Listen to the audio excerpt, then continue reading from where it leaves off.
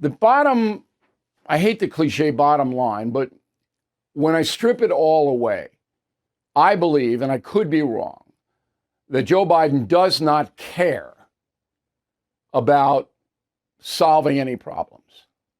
He's there. He likes the perks. Certainly his wife does. They like the leisurely schedule he has. They like the extravagant surroundings. They like all that. But does Biden really want to solve problems and make things better? He does not, because he's not even trying. So it's like you were a football coach and you had one of your top players just say, I'm not even going to try. You wouldn't like that very much. And that's where I am. So let me back it up, okay? I have an acquaintance who earlier in October, his daughter died from fentanyl, mid-20s, 3-year-old daughter, his granddaughter. Now he has custody of the granddaughter. So imagine, I have a daughter around that age. If she goes out on fentanyl, I don't know how you recover from that. So we all know that there is a record amount of narcotics coming across the open border. I'll just give you one stat because you already know this, and it's not two sides to the story.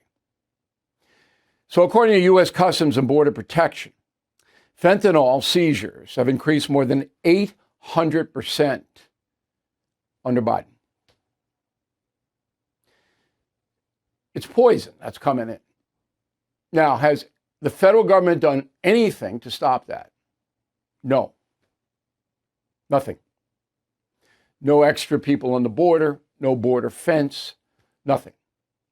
Federal government continues to allow millions of people to come into the United States and request asylum.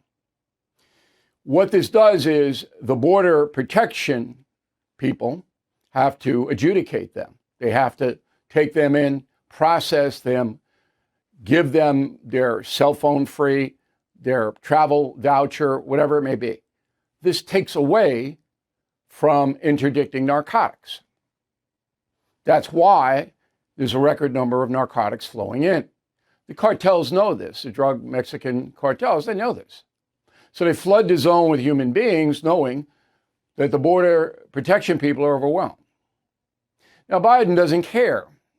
If he did, all he has to do is sign an executive order today that says the United States is not going to process any more asylum claims for a year until we can sort this out. You can do that, as Barack Obama once said, stroke of a pen. And Obama was tough on the border. Under Obama, there were more migrants deported than any other president in history. Do you know that? So Biden doesn't care. He's not going to stop it. And you can assign a reason, any reason you want. Okay? The far left wants an open border. This is the George Soros crew. And they're the main source of revenue for the Democratic Party now and Biden. But he's not going to go up against that. That's what I believe is happening. But even apart from that, does Biden care about this? Even though his son is a drug addict. All right, Hunter Biden, the drug addict. Biden is strangely detached from this. I'm not.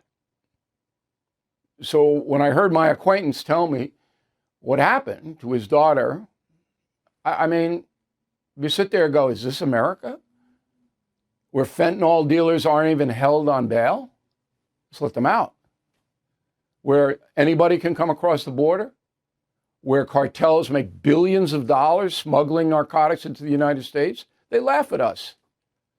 They laugh at us because we're so weak. And this is Joe Biden. Okay, how about spending, government spending? So I asked my staff, which again is very good research staff, really good.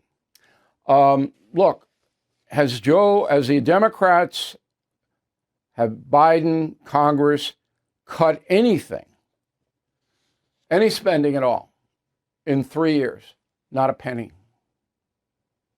Joe Biden is the biggest spending president in our history. In our history. I'll just give it one stat. I'm going to keep it simple here.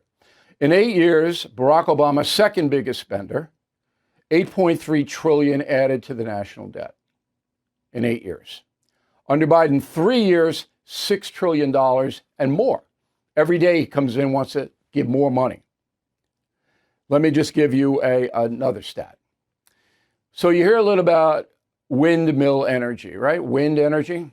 So the government is in under Biden for about $1.5 billion in funds for the wind technology. That's a lot of money. Only 2 wind projects are operational that give any substantial energy to anybody. 2. Where I live on Long Island, they built a ton of windmills out in the Atlantic. Most of them don't work. All right, so you pour money into this green stuff, massive amount of money. It's not going to work. This wind stuff is not going to work. Everything is expensive these days, you know that. The government is printing trillions of dollars and consumer prices higher than ever. If the government continues its printing and spending, the dollar could continue its free fall and lose its coveted role as the world reserve currency. Let's hope that doesn't happen. But there are a few things you can do right now. American Hartford Gold can show you how to protect your money, your retirement, your hard-earned savings against inflation by helping you diversify a portion of your portfolio into physical gold and silver. Start with a short phone call, and they can have physical gold and silver delivered right to your door or put inside your 401k or IRA. So please call or text them right now.